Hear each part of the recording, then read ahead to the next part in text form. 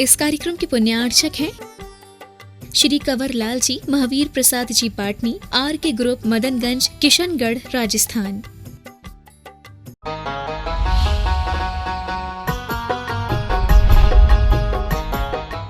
उसको भी दूर करने के लिए आचार्य कहते हैं एक पुनीत कार्य उस श्रावक के समक्ष होता है, जिससे कि वह अपने सुबह से अर्जित किए हुए जो पाप बंध हैं उनको वह प्रक्षालित कर सकता है। और वह कितना अच्छे ढंग से प्रक्षालित कर लेता है, तो यहाँ एक बहुत अच्छा उदाहरण दिया जा रहा है। रुधिर मलम धावते वारी। वारी माने होता है जल। जल जो है जैसे रुधिर को धो देता है। कहीं पर अगर जो है किसी के लिए कोई रुधिर बह रहा हो, खून वगैरह निकल रहा हो, तो उस रुधिर को धोने का काम जिस तरह से जल करता है और जल के माध्यम से वह रुधिर साफ हो जाता है, वैसे ही आचार्य कहते हैं जो सुबह से पाप कर्म का अर्जन हुआ है वह उस पाप का प्रक्षालन उस दान क्रिया के माध्यम से कर लेता है, अतिथियों की प्रति पूजा के माध्यम से कर लेता है। यानी प्रतिदिन की आपकी अंतर आत्मा की सफाई के लिए यह ग्रह से रहित अतिथि आपके लिए आपको ये पाप कर्म को धोने के लिए आते हैं। सुन रहे हो?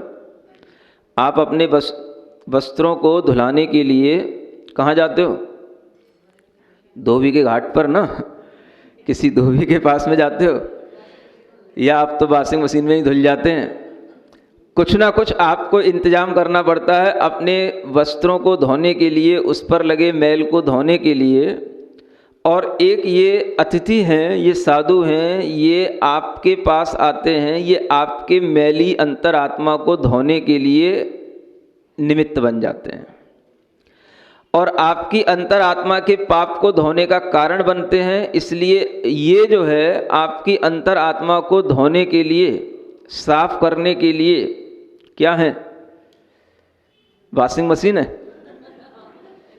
कुछ तो है, जिनके माध्यम से आपकी अंतरात्मा का पाप धुल रहा है। वो भी एक तरह से, चाहे उनको आप वॉशिंग मशीन कह लो, चाहे उन्हें अपने मैल को साफ करने वाला कोई भी बाहरी निमित्त कह लो, लेकिन यह निमित्त जिसके माध्यम से ये सब कार्य होता है वह कार्य आपको पता होना चाहिए कि क्या होता है।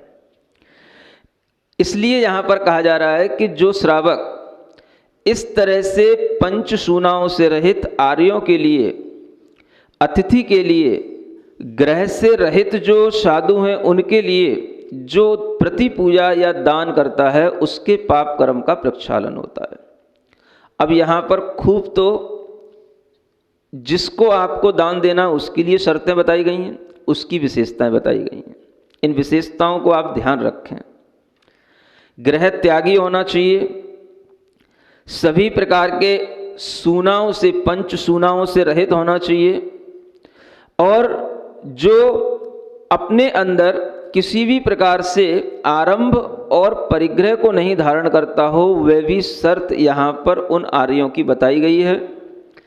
तो पात्रों की शर्त भी बताई गई है और दाताओं की शर्त भी बताई जा रही है। दाताओं के लिए कहा गया है सप्तगुण समाहितेन शुद्धेन। क्या कहा गया? जो दाता है वो 7 गुणों से सहित होना चाहिए, तब उसका मैल धुलेगा। अगर गुण नहीं होंगे, केवल बाहरी क्रिया कर लेगा तो उसका मैल नहीं धुलेगा। वो 7 गुण कौन से हैं? तो आचार्य कहते हैं सबसे पहला गुण होता है कि श्रावक के अंदर जिसके प्रति वह अपनी भावना रख रहा है, जिसको वह अतिथि के रूप में स्वीकार कर रहा है, उसके लिए उसके अंदर श्रद्धा का भाव पहले अवश्य हो, आस्था का भाव अवश्य हो। अगर आस्था नहीं होगी तो वह कोई भी तरह की दान आदि क्रिया, प्रति पूजा की क्रिया वह विश्वास के साथ नहीं करेगा। और जब तक किसी चीज़ को विश्वास के साथ नहीं किया जाता तब तक उस कार्य का कोई फल ही नहीं मिलता। कोई भी काम है, सबसे पहली चीज़ ज़रूरत होती है विश्वास। अगर आपको कोई भी तरह का रोग हुआ है, आपको दवाई भी खानी होती है, तो दवाई पर भी विश्वास होना होता है कि हाँ, ये दवाई हमारे रोग को दूर करने वाली है, इससे हमारा रोग दूर होगा। विश्वास के माध्यम से ही वह दवाई काम करती है, और जब इस तरह का विश्वास होगा तभी जो है वो दान की क्रिया आपके अंतरंग के पाप मल के प्रक्षालन का काम करेगी। अब जिन लोगों के लिए विश्वास नहीं है लेकिन क्रिया पूरी कर लेते हैं, तो उनके लिए ये अंतरंग पाप मल का प्रक्षालन फिर आचार्य कहते हैं संभव नहीं है।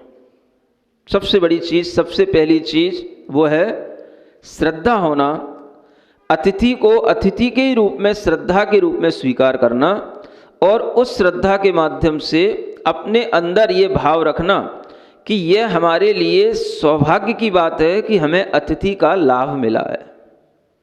अगर श्रद्धा होगी तो वो आपको सौभाग्य दिखेगा, और श्रद्धा नहीं होगी तो वो आपको कष्ट दिखेगा। सुन रहे? इसलिए सबसे पहली चीज क्या बताई गई श्रावक के लिए? श्रद्धा होना। आस्था है तो उस आस्था विश्वास के कारण से आपको कितना भी कुछ भी करना पड़े वो आपके लिए क्लेश के लिए नहीं होगा, वो आपके अंदर और भक्ति भाव को बढ़ाने के लिए होगा। इसलिए पहला गुण श्रावक का श्रद्धा है, और दूसरा गुण श्रावक के लिए है तुष्टि।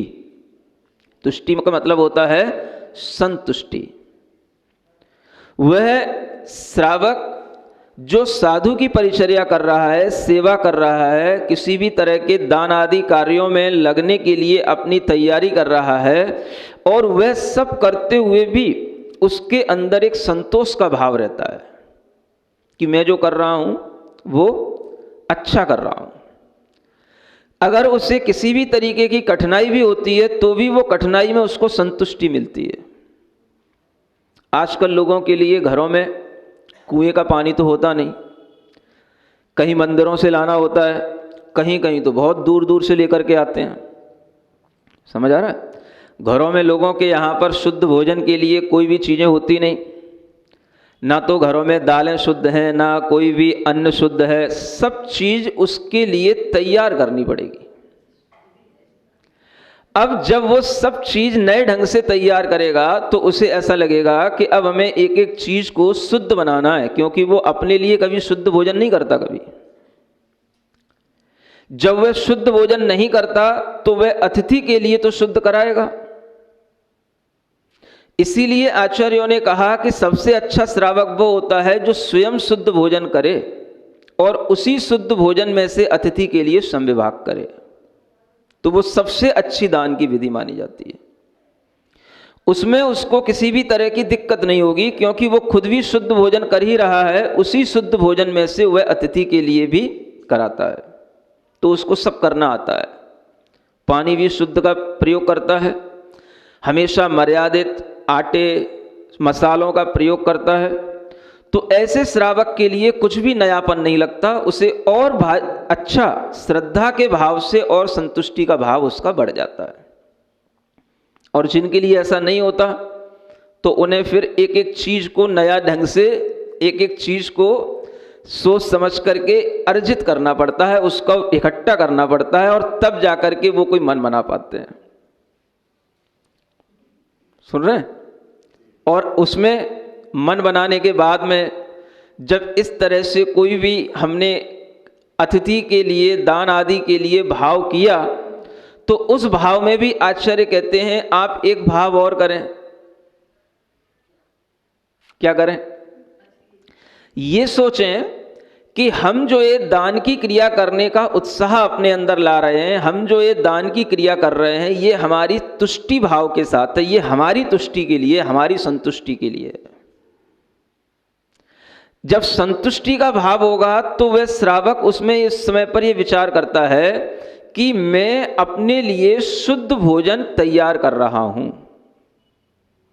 क्या विचार करता है? मैं, बोल लो एक बार,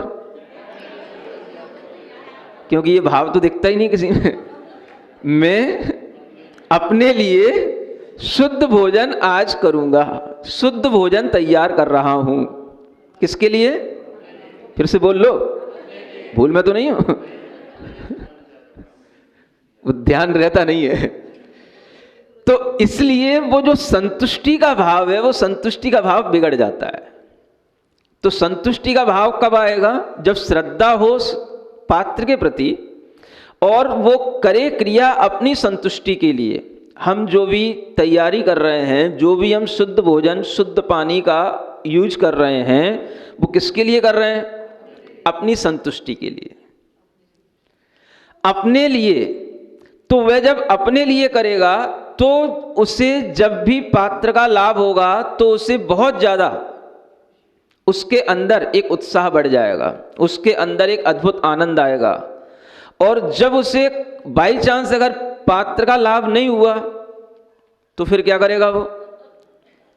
श्रावक का दूसरा गुण तुष्टि कहा गया है, संतुष्टि रखना है। तो संतुष्टि उसके अंदर रहेगी। पात्र का लाभ नहीं हुआ तो क्या करेगा? दुखी होएगा, क्लेश करेगा, इधर उधर की बातें सोचेगा, या जिसके लिए पात्र का लाभ हुआ है उस दाता के प्रति नाराज होगा, उसके ऊपर भी कुछ कमेंट्स करेगा। तुम बीच में क्यों आ गए, ऐसा तुमने क्यों कर लिया, ऐसा कैसे हो गया। ये जो तमाम बातें होती हैं, ये किस कारण से? ये दाता के अंदर जो संतुष्टि नाम का गुण है वो नहीं होने के कारण से होती है। तो ये इतना महत्वपूर्ण गुण है, श्रद्धा के बाद में संतुष्टि धारण करना। और जब हम हर कार्य अपने संतोष के लिए करेंगे तो हमें उसमें किसी भी तरीके का कोई भी विकल्प इसलिए नहीं होगा, क्योंकि हमें एक अच्छा उद्देश्य ज्ञात है और हम एक अच्छे उद्देश्य के साथ कर रहे हैं। तो वो उद्देश्य क्या है? गृह कार्य जो हम करते चले जा रहे हैं, जो हम भोजन बना रहे हैं, जो हम स्नान आदि क्रियाएं कर रहे हैं, अगर यही सब क्रियाएं शुद्धि के साथ होती हैं और इस निमित्त से होती हैं कि मैं ये सब शुद्ध भोजन स्वयं करने के लिए कर रहा हूं, तो उसी क्रिया के माध्यम से जो आपके लिए पहले पाप का बंध लग रहा था, अब ये पुण्य का बंध लगेगा, क्योंकि आप शुद्ध का भोजन शुद्धि के माध्यम से तैयार कर रहे हो। और जब उसमें ये भाव हो जाए कि इसमें से ही हमें कुछ अतिथि के लिए संविभाग करना है, तब तो फिर वह जो भी आप आरंभ कर रहे हो, अग्नि जलाने में पाप होता है, पानी नालियों में बहाया जाता है, नहाने धोने में पाप होता है, उस पाप के बंध से भी आप बचे रहोगे और वो पाप का बंध धुल जाएगा, क्योंकि ये कार्य आप किस निमित्त से कर रहे हो? आज मुझे अतिथि का लाभ हो जाए। आपके उद्देश्य में क्या है? रोजाना तो उद्देश्य में ये होता है कि हमने नहाना है, हमें भोजन बनाना है, अग्नि जलाना है। आज उद्देश्य क्या है? आज हमें इसलिए नहाना है, इसलिए हमें भोजन बनाना है कि आज हमें अतिथि के लिए दान देना है और अतिथि का लाभ लेना है। तो ये कितना बड़ा उद्देश्य बदल गया। जैसे ही उद्देश्य बदला तो आपके अंदर के भावों के कारण से, प्रयोजन के कारण से आपके अंदर पाप का बंध न होकर के उसी क्रिया से क्या होगा? पुण्य का बंध होगा। क्रियाएं वही हैं, लेकिन वह क्रिया आपके लिए अब शुभ बंध का कारण बनेगी। और यही शुभ भाव अगर आपके अंदर सुबह से चलना शुरू हो जाए तो आप में संतुष्टि का भाव बना रहेगा। लेकिन जब तक भीतर का ज्ञान नहीं होता तो संतुष्टि आए कैसे? बाहर ही देखना है, बाहर ही सब कुछ करना है, बाहर से ही करना है और बाहर के लिए ही करना है, बाहर बाहर सब होता है। संतुष्टि तब आएगी जब भीतर श्रद्धा हो, और श्रद्धा के साथ जब संतुष्टि आ जाती है तो तीसरा गुण आचार्य कहते हैं भक्ति। तीसरा गुण क्या है? भक्ति। संतुष्टि होगी तो उसके अंदर भक्ति भी बनी रहेगी, और जब संतुष्टि नहीं होगी तो उसकी भक्ति भी बिगड़ जाएगी। जिसको पात्र का लाभ नहीं हुआ, संतुष्टि नहीं हुई, अगले दिन से उसकी भक्ति नहीं बनेगी। सोच लेगा अब मुझे इतना क्लेश उठाना ही नहीं, मुझे इतना कुछ करना ही नहीं, मैं तो वैसे ही ठीक था, इतना सब कुछ करने के बाद भी मुझे कुछ लाभ तो मिला ही नहीं। अब उसे कुछ पता ही नहीं कि उसे लाभ मिल रहा है कि नहीं मिल रहा है। वो सुबह से जो कर रहा है, उस सुबह की सारी क्रियाओं में जो उसके लिए गृह कर्म जो है, उससे जो पाप हो रहा था, वह गृह कर्म से अर्जित पाप का प्रक्षालन उसके केवल इतने ही भाव से हो गया कि मुझे आज अतिथि के लिए कुछ संविदा करना है, कुछ दान करना है। अगर वह अपने अंदर इस प्रकार के भाव को लेकर के अपने घर के सामने खड़ा है, मंदिर के सामने खड़ा है, तो उसके लिए प्रक्षालन इतना जो सुबह से उसने किया है वो सब पाप कर्म का प्रक्षालन उसका हो चुका है। पुण्य का बंध उसका सुबह से चल रहा है, क्योंकि आज उसके लिए जो कुछ भी आरंभ हो रहा है वो पाप बंध का कारण नहीं है, क्योंकि आज वो किसी अच्छे निमित्त से पुण्य का अर्जन कर रहा है। अब उसके लिए सुबह से जो चल रहा है वो सब पुण्य बंध का कारण है, लेकिन उसे पता होना चाहिए। पता नहीं होता तो उसे क्या दिखता है कि मुझे केवल पात्र का लाभ मिलने का भाव है, तो बस वही मिल जाए, और उसे और कोई दूसरी चीज की भावना नहीं है। जबकि पुण्य बंध तो हर क्रिया से सुबह से हो रहा है, जब से वह सोच रहा है तब से हो रहा है। अगर पिछली शाम से भी सोच रहा है तो तभी से शुरू हो रहा है। पुण्य बंध वहीं से शुरू हो जाता है, जब से वो सोच लेता है कि मुझे कल के दिन इस तरीके का पुण्य लाभ लेना है। इस तरीके का भाव उसके अंदर जो पुण्य बंध कराता है वो उसके ज्ञान में होगा तो उसे संतुष्टि होगी, संतुष्टि होगी तो उसके अंदर भक्ति बनी रहेगी। जहां संतुष्टि चली गई तो उसके अंदर भक्ति का लाभ भी चला जाता है। इसलिए आचार्य कहते हैं श्रावक के गुण हैं जिन्हें श्रावक को पता होना चाहिए। अब कौन बताए श्रावक को? श्रावक तो बताने से रहा, समझ आ रहा है, और मुनि महाराज भी अलग से बताने से रहे।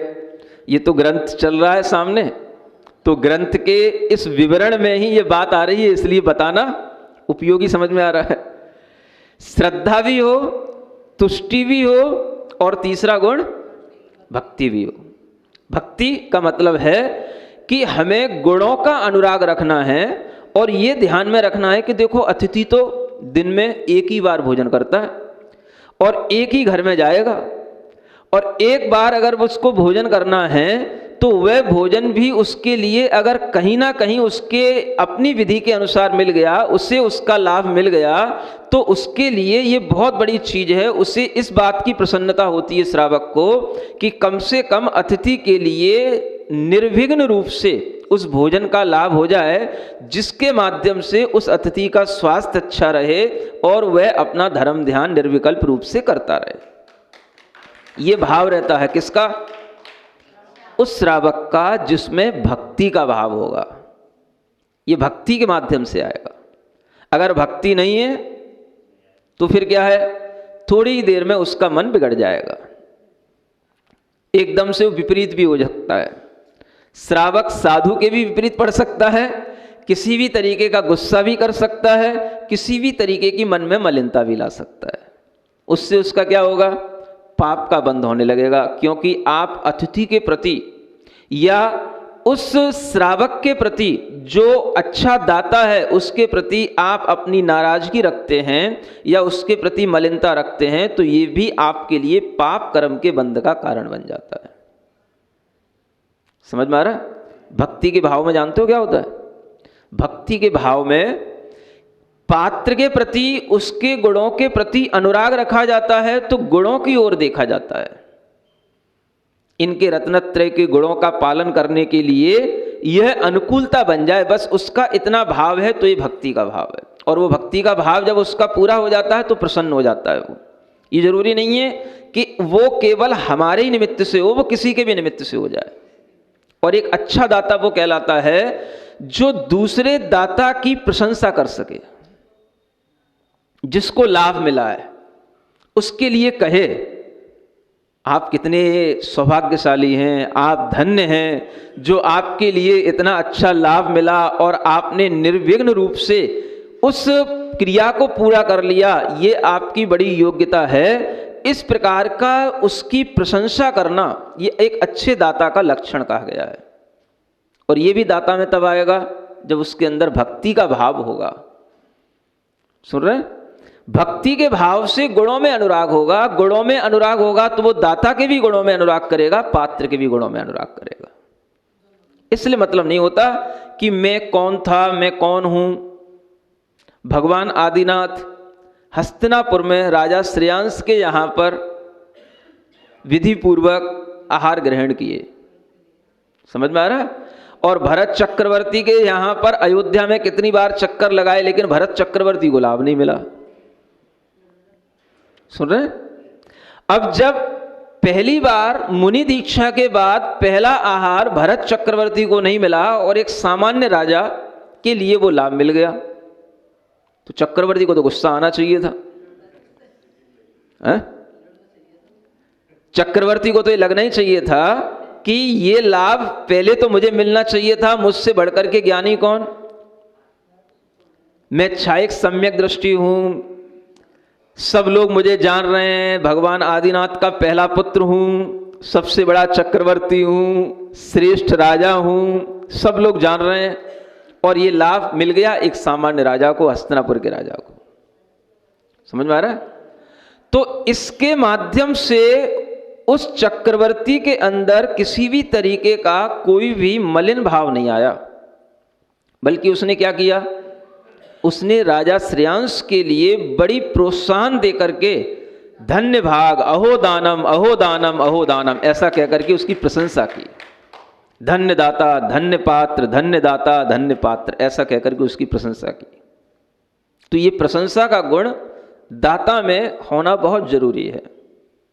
ये तभी संभव है जब वह गुणों के प्रति अनुराग रखने वाला हो। इसलिए आचार्यों ने कहा पहले श्रद्धा होना, फिर तुष्टि होना और फिर भक्ति होना। अभी तो 3 ही हुए हैं। कितने होते हैं श्रावक के गुण? दाता के गुण 7 होते हैं। सुन रहे हो? चौथा गुण होता है विज्ञान। क्या बोलते हैं? विज्ञान का मतलब साइंस का ज्ञान, फिजिक्स केमिस्ट्री का ज्ञान, किसका ज्ञान? वह ज्ञान जिसके माध्यम से ये दान क्रिया संपन्न की जाती है। ये एक अलग तरीके का विज्ञान है। आपको दूसरे तरह के बहुत से विज्ञान आते हैं, लेकिन अगर आपको ये विज्ञान नहीं आता तो आप इस लाभ को कभी प्राप्त नहीं कर सकते। इसी विज्ञान की कमी के कारण से भरत चक्रवर्ती को वो लाभ नहीं मिला था। विज्ञान नहीं था। भेद विज्ञान होगा लेकिन ये विज्ञान नहीं है जो विज्ञान दाता के गुण में आता है। समझ में आ रहा है? क्योंकि उसे विज्ञान नहीं है कि मुनि महाराज को कैसे पड़गाहन करके, कैसे शुद्धि पूर्वक, कैसे उनके लिए उच्चासन प्रतिग्रहण आदि ये जो नवदा भक्ति पूर्वक उन्हें आहार दिया जाता है, ये विज्ञान उसके दिमाग में नहीं आ रहा है। भेद विज्ञान है। छायक सम्यक दृष्टि है, सब सम्यक ज्ञान है, लेकिन ये विज्ञान उसको दिमाग में नहीं आ रहा है। ये विज्ञान किसके पास मिला? ये राजा श्रेयांश के पास मिला। तो वह विज्ञान है जिसके माध्यम से आप ये समझ सकें कि मुनि महाराज अतिथि के लिए जो हम दान देते हैं, उस दान की क्रिया में किस तरीके का हमें ज्ञान अपने उपयोग में लाना है, कौन सी विधि है, कौन सी तरह से वो शुद्धियां होती हैं। मन शुद्धि, वचन शुद्धि का मतलब क्या है, काय शुद्धि का मतलब क्या है, आहार की शुद्धि कैसे होती है, ये सब विज्ञान होने पर ही कुछ काम होता है। ये विज्ञान है। इसे यूं नहीं कि ये आपने क्या मचा रखा है, ये नहीं, ये छुआछूत, ये भला ऐसा करो वैसा करो, इसी का नाम विज्ञान है। अगर आप सम्यक ज्ञानी हैं तो इस विज्ञान में आपको गुस्सा नहीं आएगा, इस विज्ञान में आपको किसी भी तरीके की इरिटेशन नहीं होगी। और अगर आपके अंदर मिथ्या ज्ञान है तो इसका मतलब आपके अंदर श्रद्धा नहीं है। श्रद्धा नहीं है तो आपको हर एक छोटी छोटी चीज में परेशानी होगी। आज के घरों में सब कंजस्टेड घर रहते हैं, सब घरों में चारों ओर फर्नीचर फैले रहते हैं, सब जगह पर सोफा सेट, सब कमरे फुल रहते हैं। अब कहीं पर शुद्धि का कोई भी बंदोबस्त नहीं, कुछ भी नहीं है। अगर कभी अतिथि का लाभ लेना है तो उसको पूरा घर खाली करना पड़ता है। समझ आ रहा है? पूरे घर में उथल पुथल मचानी पड़ती है। यहाँ का सामान वहां पटको, वहां का सामान बाहर रखो, यहाँ का सामान उधर रखो, तब जा करके एक कमरा कहीं से निकलता है जो शुद्ध साफ सा दिखाई दे। नहीं तो सब में दुनिया के कर्टेन लगे हुए हैं। समझ आ रहा है? सब अनछुले होते हैं, सब अशुद्ध होते हैं। कोई भी शुद्धि की रसोई भी तो इतनी सी होती है, बाथरूम तो बहुत बड़ा होता है। समझ आ रहा है? रसोई उसकी आधी भी नहीं होती है। कहने को रसोई होती है, वो रसोई कुछ होती ही नहीं। तो जब इस तरीके का कोई भी विज्ञान आपके अंदर नहीं होगा तो आप कैसे अपनी शुद्धि पूर्वक भोजन अपने लिए बनाएंगे और कैसे आप कभी साधु का लाभ ले पाएंगे। साधु के लिए तो सबसे अच्छा स्थान वो रसोई घर होता है जिसमें अच्छा प्रकाश आ रहा हो, अच्छी हवा आ रही हो और जिसमें रसोई में ही उसको खड़ा किया जाए, वहीं पर उसका आसन लगाया जाए। जरूरी नहीं है ये सब बाहर तमाम तरह के बंदोबस्त करने की। ये सबसे अच्छी विधि होती है जिनके घर में इतनी अच्छी रसोई हो, जहां पर अच्छा प्रकाश आ रहा हो और रसोई में इतनी जगह हो, तो वो सबसे अच्छा आहार वहां पर होता है। लेकिन बड़े बड़े घर बनेंगे, बड़े बड़े फ्लैट बन रहे हैं, बड़े बड़े बंगले बन रहे हैं, जो काम की चीज है उसे कोई ध्यान नहीं रखता है। और ये सबसे बड़ी चीज है कि जिस घर में अग्नि देवता और जल देवता, ये वास्तु का नियम है, जे अगर दो चीजें अगर वास्तु अगर सही है तो उस घर की वास्तु बिल्कुल सही बनी रहेगी। आप सब तरीके से घर का किसी भी तरीके से वास्तु से ज्ञान करा लो, लेकिन अगर दो चीजों का स्थान सही नहीं है तो पूरे घर की वास्तु खराब। अग्नि का स्थान अगर सही जगह पर होगा तो वहां पर अवश्य प्रकाश मिलेगा, शुद्ध हवा होगी। और अगर पानी का स्थान है तो वो भी स्थान अगर सही जगह पर होगा तो वहां से पानी किसी भी तरह से घर के अंदर कहीं पर भी सर्कुलेट करने में कोई दिक्कत नहीं होगी। अग्नि का स्थान आग्नेय कोण है और जल का स्थान वह जो अगर कहीं गहरा नीचा स्थान लेना है तो ईशान कोण है। अब इसमें कोई वास्तु वाली बात नहीं है, ये अपने आप सहज चीजें हैं जो पहले के लोग आसानी से जानते थे। तो घर की रसोई अपने आप में बहुत बड़ी वास्तु है। जिसके यहां पर घर की रसोई सही है उसके घर की वास्तु सही है। और वहां पर अगर अपने आप इस तरीके से आपके अंदर भाव बनेगा तो आपको कभी कोई किचकिच करनी नहीं पड़ेगी। अगर घर में रसोई अच्छी है तो कभी भी साधु आए उसको रसोई में सीधा प्रवेश करेंगे। न कुछ घर में तमाम जो इधर फर्नीचर पड़ा है, इधर कहीं बेड पड़े हैं, सोफा सेट पड़े हैं, कुछ भी डिस्टर्ब करने की जरूरत नहीं। वो सीधा अपना किचन में गया और सीधा किचन से निकला। ये विज्ञान पहले रखना पड़ता है। वास्तु विज्ञान है, सब तरीके का ज्योतिष विज्ञान है आप लोगों के लिए, लेकिन जब तक आपको ये विज्ञान दान का विज्ञान नहीं आएगा तब तक आपके सब विज्ञान कोई काम के नहीं है। तो विज्ञान एक शब्द दिया है आचार्यों ने, किसका विज्ञान रखना है? दान किस ज्ञान के साथ तैयार होता है, दान देने के लिए कैसा द्रव्य क्षेत्र काल भाव होता है, ये सब विज्ञान अगर हमारे ज्ञान में रहेगा तो ही वो दाता का एक अच्छा गुण कहलाएगा कि ये दाता विज्ञान रखता है, विवेक रखता है। शुद्धि का भी परिज्ञान और सब तरीके की विधि, इसका भी उसके लिए परिज्ञान होना। ये भी ज्ञान होना कि हमें कब किस सीजन में किस तरीके का भोजन पान तैयार करके हमें उसके लिए प्रदान करना, ये भी विज्ञान का ही काम है। क्या समझ रहे हो? तुम तो हमेशा सब कुछ खाते रहते हो।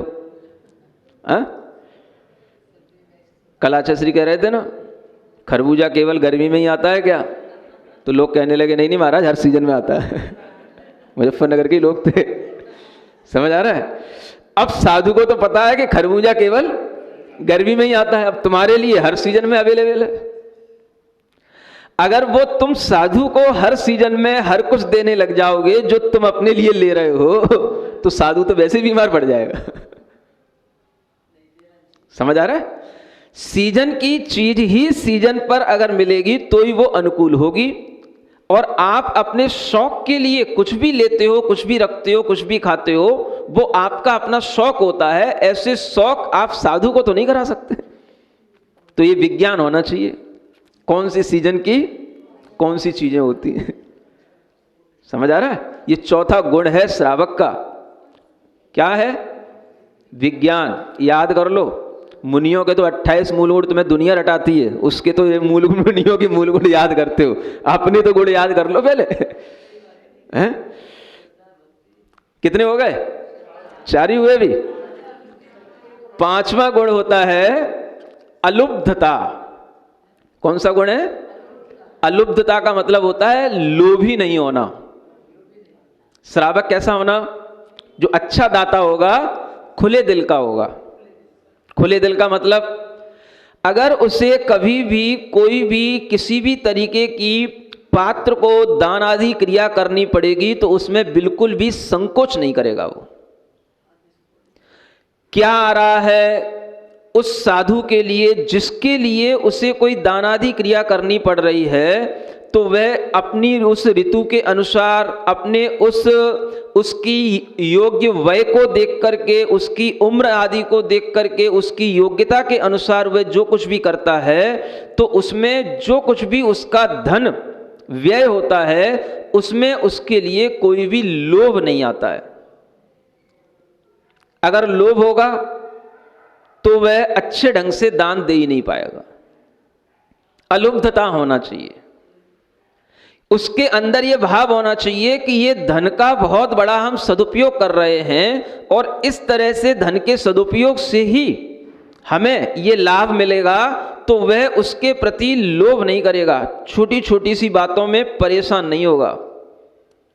जैसे अपने घर में कोई अतिथि आता है तो खुले दिल से सब कुछ उसके लिए करता है, ऐसे ही वो सोचता है ये अतिथि तो संसारी हैं, लेकिन ये अतिथि तो जब कभी हमको मिलते हैं ये मोक्ष मार्ग के ऊपर चलने वाले अतिथि हैं। ऐसा विचार करके उनके लिए किसी भी तरह से धन में कंजूसी नहीं करना, दान में कंजूसी नहीं करना, ये निर्लोभता का भाव आचार्यों ने कहा श्रावक में होगा तो वो अच्छा दाता माना जाएगा। अब जिसमें जितना लोभ होगा वो दाता तो हो सकता है, लेकिन घटिया किस्म का दाता होगा। और जब दाता में लोभ नहीं होगा, कोई कुछ नहीं उसको फर्क पड़ेगा, उसे संतुष्टि एक पहला गुण आ गया है, और लोभ है नहीं है तो क्या होगा, सब कुछ बढ़िया बढ़िया होगा। समझ आ रहा है? वो क्या सोचेगा, हमारे लिए दाता का लाभ आज मिल रहा है, एक दिन ही हमें दाता का लाभ मिल पाता है, जब कभी ही नगर में मुनि महाराज हमें मिल पाते हैं, रोजाना तो रहते नहीं हैं, आज आए कल चले जाएंगे। जब उसे अपने अंदर इस तरीके का दिखता है तो इतनी भक्ति के कारण से उसके अंदर संतोष का इतना भाव होता है कि उसे जो कुछ भी उसका खर्चा होता है उसे उसमें कोई भी लोभ नहीं आता है। समझ आ रहा है? ये कितना बड़ा गुण लिखा है, और ये शायद इसीलिए लिखा है, इसका एक्सप्लेनेशन कोई करता नहीं है। अलुब्धता, हमें देने का भाव जब बढ़ चढ़ करके होगा तो लोभ नहीं होना चाहिए। लोभ के साथ तो फिर दिया गया दान दान नहीं होगा, तो अलुब्धता उसका एक गुण रखा है। फिर एक गुण है उसका छठवां, क्षमा गुण। क्या गुण है उसका? क्षमा गुण। अब आप कहोगे क्षमा तो महाराज साधुओं में होती है, श्रावक में भी होती है। जब दाता में क्षमा गुण रखा है तो इसका मतलब क्या है? क्षमा माने होता है सहनशील। वह जो दान आदि की क्रिया कर रहा है, उसमें जो समय लगा रहा है, उसमें जो धन खर्च कर रहा है, उसके माध्यम से उसके अंदर संतुष्टि तो आई रही है, लेकिन उसमें सब कुछ होते हुए भी किसी भी तरीके का गुस्सा नहीं आ रहा है। क्षमा का मतलब क्या है? क्रोध नहीं आ रहा है। क्या कर रखा है सुबह से लेकर के शाम तक, ये नहीं ये नहीं, ये करना ये करना, ये उठाना वो रखना, ये लाना वो लाना, ये क्या सुबह से शाम तक लगा रखा है? गुस्सा आता है? आएगा तो उस श्रावक के ये गुण में कटौती होगी, तो उसमें क्षमा का भाव नहीं होगा, तो उसकी उस दान क्रिया का भी उसे जो संतोष जो भक्ति भाव मिलना चाहिए वो नहीं मिलेगा। देख लेना, अगर किसी घर में श्रावक ने आपस में क्लेश कर लिया किसी भी चीज को लेकर के, किसी भी स्थान को लेकर के या धन को लेकर के, तो फिर उस क्रिया के संपन्न होने के बावजूद भी श्रावक को संतुष्टि नहीं लगेगी, प्रसन्नता नहीं होगी, भक्ति नहीं बढ़ेगी। तो इसलिए ये गुण आवश्यक बताए गए हैं। जब संतुष्टि होगी तो फिर क्रोध की कोई बात ही नहीं है। कुछ भी जो कुछ भी, कुछ ज्यादा होता है, कुछ कम होता है, कुछ परेशानियां होती हैं, कुछ लाभ भी होते हैं, अलाभ भी होते हैं, कुछ भी हो, लेकिन वह अपने आप में क्षमा भाव रखेगा, संतोष भाव रखेगा, तो उसके अंदर भक्ति का भाव बना रहेगा। तो क्षमा भी होना चाहिए। क्षमा का मतलब क्रोध नहीं आना, और क्षमा का मतलब होता है सहनशीलता होना। हर चीज हर परिस्थिति में वह सहनशील होना चाहिए। अब सहनशील होगा तभी वो ठंड में हिम्मत कर पाएगा कि मुनि महाराज को आहार देना है, क्योंकि आहार देने के लिए कोट पैंट तो नहीं पहनना है समझ आ रहा है, टाई और बूट तो नहीं पहनना है। अब क्या करना है उसको, तो नंगे पैर रहना है। हाँ, वैसे तो शायद नहाता भी हो ना नहाता हो, लेकिन अगर दान देना है तो नहाना भी पड़ेगा सुबह सुबह, है ना, सर्दी में भी। और फिर जो है उसको एक सामान्य से अपना धोती दुपट्टा, अंडरवियर पहने रहेगा कोई बात नहीं, लेकिन उस धोती दुपट्टे में भी ठंड में ठठुरता हुआ भी दान देने का भाव रखेगा तो सहनशील होगा तभी कर पाएगा ना, नहीं तो हिम्मत ही नहीं कर पाएगा। साधु के लिए 10 बजे निकलना है, उसे 10 बजे तक तो 8 बजे तक तो सो के उठता है, तो 10 बजे साधु निकल जाएगा, उसमें लाभ क्या मिलेगा, तो उसे जल्दी उठना भी पड़ेगा। तो उसे सब कुछ, ये जो सहनशीलता होगी तो कर पाएगा वो, नहीं तो समय चला जाएगा। इसे काल का व्यतिक्रम एक दोष के रूप में कहा गया, काल निकल गया, समय पर वो तैयार नहीं हो पाया। तो ये सहनशीलता उसके अंदर क्षमा भाव के माध्यम से आएगी, और ये क्षमा भाव उसका एक गुण होता है, तभी वह जो है दान देने के योग्य अच्छा दाता बनता है। 6 हो गए। और 7वां गुण होता है सत्य होना। इसमें एक 2 भाव हैं, सत्य होना और सत्य भाव होना। सत्व एक अच्छा शब्द है। सत्व का मतलब ये होता है उसके अंदर भी थोड़ा सा ये मतलब समर्थ होना। क्या होना? समर्थ होना। यानी कि ऐसा ना हो कि वो जिस किसी तरीके से परेशान होकर के वो अपने लिए ये भाव कर रहा है और तैयारी कर रहा है और परेशान हो रहा है। सत्य माने कुछ भीतर समर्थता हो हर तरीके की, समझ आ रहा है ना। तो ये सत्य होना चाहिए, सार होना चाहिए, कुछ भीतर दमखम होनी चाहिए, कहने का मतलब ये है, समझ आ रहा है। तो ये भाव उसमें सत्य भाव में कहा गया है। इसको कहीं पर सत्य लिखा हुआ है, सत्य से भी ज्यादा अच्छा मुझे सत्य भाव समझ में आता है ना। सत्य का मतलब होता है उसके पास में अच्छी ठोस उसकी जो है हर तरीके की बैकग्राउंड होना चाहिए, उसकी फाउंडेशन अच्छी होनी चाहिए, समझ आ रहा है ना। शॉर्ट में आप समझ रहे हैं ना सब हाँ, तो वो जो है एक सत्य कहलाता है, सार। ऐसा नहीं कि सब कुछ उसे थोड़ी सी भी दान आदि की क्रिया में कुछ कर्जा हो जाए, उधार लाना पड़ जाए, ये सब होने पर तो फिर कोई दान आदि का उसके अंदर प्रसन्नता का भाव आएगा ही नहीं। तो ये सब चीजें तो तभी आती हैं जब उसके अंदर इतनी सत्य हो।